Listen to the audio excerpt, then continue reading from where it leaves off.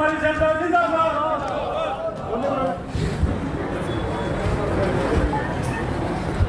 हमारे साथ उपस्थित डॉक्टर के.पी. सिंह जी, परमान जी दौलतपुरिया,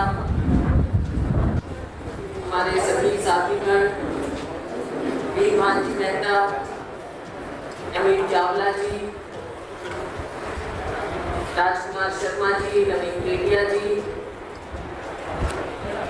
संदीप जी, लालूराम जी, निर्मल जी, ईशु जी, अन्य सभी सम्मानित साथीगण, मुझे बहुत खुशी है कि आज हमारे साथ अंशु जी कांग्रेस पार्टी में विधिवत रूप से शामिल हो गए। मैं जानती हूँ कि इनका मन हमारे साथ ही था, हमारी विचारधारा में, और मैं तो इनका धन्यवाद करना चाहूँगी कि हालांकि गठबंधन तो था ही हमारा आप पार्टी के साथ चुनाव में, लेकिन इन्होंने उससे भी ज्यादा ऊपर उठकर कांग्रेस पार्टी का साथ दिया और मेरी जीत में इन्होंने अपना पूरा हिस्सा डाला। तो मैं इनका और इनकी पूरी टीम का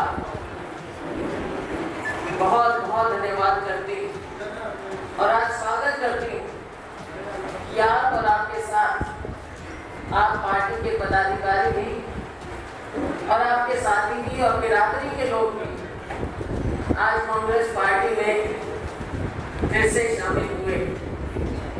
लेकिन जैसा कि मेरे साथी जानते हैं, मेरे पिताजी के समय से और वैसे भी कांग्रेस पार्टी में, कांग्रेस की विचारधारा में आप लोगों की हमेशा आस्था रही है, क्योंकि गरीब का, छत्तीस बिरादरी का हाथ कांग्रेस पार्टी ने ही पकड़ा। चाहे आजादी के बाद की बात हो, अधिकार देने की बात हो, आज भाजपा, मोदी जी चाहे कुछ भी कहें, लेकिन गरीब को यहाँ तक लाने में कांग्रेस पार्टी की ही अहम भूमिका रही है। लोग समझ नहीं सकते कि आजादी के समय हमारे समाज का क्या हाल है।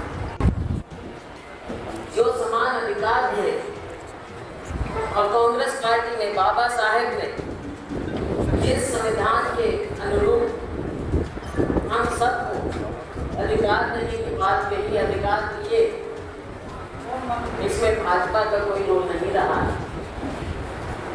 ये तो आप सत्ता में आने के बाद भाषण देना आसान होता है, और जैसा कि डॉक्टर साहब भी बता रहे थे, भाई चाहे गरीबों के प्लॉटों की बात हो, चाहे और बात, ये तो कांग्रेस पार्टी के समय पहले से भी हम देते थे पट्टे। और उसके बाद कांग्रेस पार्टी ने, सोनिया जी ने 100 गज पट्टों की बात आगे उन्होंने शुरुआत की थी हमारी स्कीम।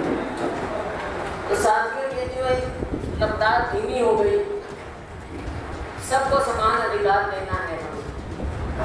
किसी भी वर्ग में, चाहे अनुसूचित जाति में भी, क्योंकि अपने यहाँ अनुसूचित जनजाति नहीं है हरियाणा, सभी अनुसूचित जाति का हिस्सा है, तो इसमें भी हमको सबको अधिकार देंगे। और जैसे चावला जी बता रहे थे, हमको देखना होगा कि वंचित में भी वंचित कौन रह जाए, उनका भी तो ध्यान देना पड़ेगा और उनको भी मिलना चाहिए। और मुझे खुशी है जो चावला जी ने बताया, चाहे नौकरी हो, चाहे कुछ भी हो, सबको हिस्सा मिलेगा। और आने वाला समय हमें इन बातों की ओर विशेष ध्यान देना है। साथ आपने इस चुनाव में एकजुटता दिखाई और छत्तीस बिरादरी ने एकजुटता दिखाई। छत्तीस बिरादरी ने ये चुनाव लड़ा है, मुझे आपने जिताया और बहुत शानदार ढंग से जिताया। तो छत्तीस बिरादरी का श्रेय, गरीब से गरीब लोगों का श्रेय। वरना क्या कहते हैं कि गरीब लोगों को तो खरीद लो, कैसे इन्होंने बांटे खूब, इसमें कोई राय नहीं है, पैसे खूब बांटे, लेकिन लोगों ने वोट अपने मन से दिया, कांग्रेस पार्टी को दिया।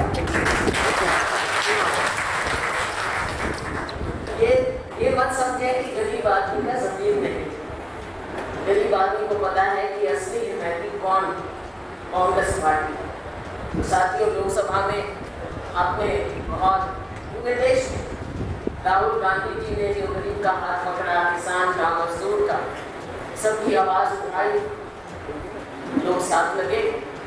भाजपा तो सोच भी नहीं सकती कि कमर कसनी है। हमारा प्रयास होगा कि उसमें भी हम बिल्कुल हर तरह से कोशिश करेंगे, सबको अपना अपना हिस्सा मिले। हमारा पूरा प्रयास होगा, हम कोशिश करेंगे। लेकिन आप सब ने ये देखना है कि आगे सरकार कांग्रेस की आनी चाहिए। सरकार कांग्रेस की आएगी तभी सबको अपना हिस्सा मिलेगा। भाजपा तो अब जानने लगी है कि 2 महीने रहेंगे तो रोज नई नई बातें हम देखते हैं, नई नई चीजें सुनते हैं। तो भाई 10 साल से क्या किया आपने? 10 साल में कितने मत किया गरीब को? ये बातें सोचने वाली हमको आगे 2 महीने बाद इसी तरह से जैसे लोकसभा में आपने एकजुटता दिखाई है, सभी को 36 बिरादरी को विधानसभा में भी एकजुटता दिखानी होगी ताकि हमारी सरकार बने और लोगों की सरकार बने, आपकी सरकार बने। क्योंकि सरकार बेशक बना ली हो भाजपा ने, लेकिन देश ने उनकी सरकार नहीं बनाई। उनको तो आधा भी नहीं मिला, 240 पे रुके। तो ये भी एक बहुत बड़ा जो लोगों ने एक संदेश दिया, ये भी देखने वाली बात है। और आज हमारी आवाज़ रोकने की बहुत कोशिश होती है। आपने देखा राहुल गांधी जी ने जब कोशिश की लोकसभा में आवाज़ उठाएं, हमारे जो विद्यार्थी हैं उनकी आवाज़ उठाएं, नीट का जो इतना बड़ा घपला हुआ है वो उठाएं बात। मुद्दा सबसे बड़ा ज्वलंत मुद्दा वो ही है बच्चों के भविष्य का, लेकिन उसको बोलने नहीं दिया गया। और इसी तरह से जब राज्यसभा में खड़गे जी ने उठाना चाहा तो आपने देखा कि कैसे उनकी भी तौहीन की जाती। एक विपक्ष के नेता है, एलओपी है राज्यसभा में, उनकी ओर देखा तक यहीं 10 मिनट खड़गे जी हाथ खड़ा किए बैठे रहे। हमारे समय में ऐसा नहीं। एक परंपरा होती, जब एलओपी विपक्ष का नेता अगर बीच में भी हाथ उठाता है तो वो सभापति हमेशा परंपरा से बेशक सत्ता पक्ष हो उनको भी बिठा देते हैं। प्रधानमंत्री के अलावा कोई भी सत्ता पक्ष का भी हो उनको भी बिठाकर नेता प्रतिपक्ष को मौका देते हैं। ये परंपरा रही, लेकिन ऐसा नहीं हो रहा आज के दिन। पहले दिन से ही लोकसभा राज्यसभा में फिर से इतनी बड़ी बात हो रही है कि विपक्ष की आवाज़ हो। विपक्ष की आवाज़ किसकी होती है? विपक्ष की आवाज़ तो लोगों की आवाज़ होती है। विपक्ष होता ही इसलिए है कि लोगों की आवाज़ को उठाएं, सत्ता को आईना दिखाएं, सत्ता को बताएं क्या गलत हो रहा है। लेकिन अभी भी ये लोग जिस तरह से आपकी आवाज़ को दबाने का प्रयास कर रहे हैं, इसके बारे में हमें सोचना। हरियाणा में चुनाव आ रहा है, 2 महीने बाद चुनाव, विधानसभा का चुनाव।